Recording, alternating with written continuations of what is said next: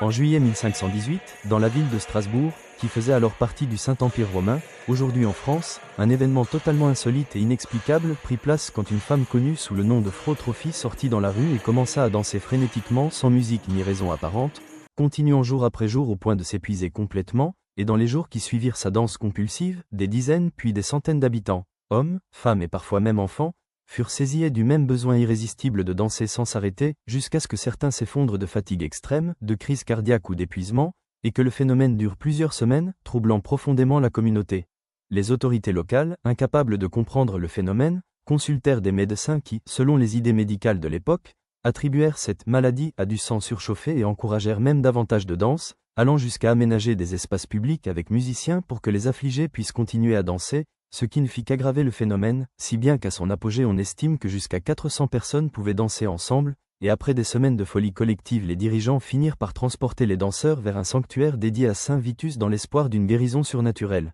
Aujourd'hui, les historiens n'ont toujours pas de certitude sur la cause exacte de cette épidémie de danse, certains évoquant une forme de psychose collective liée au stress, la faim et aux superstitions religieuses, d'autres parlant d'empoisonnement ou de croyances culturelles, mais le mystère demeure entier et cette étrange frénésie reste l'un des épisodes les plus fascinants et bizarres de l'histoire européenne.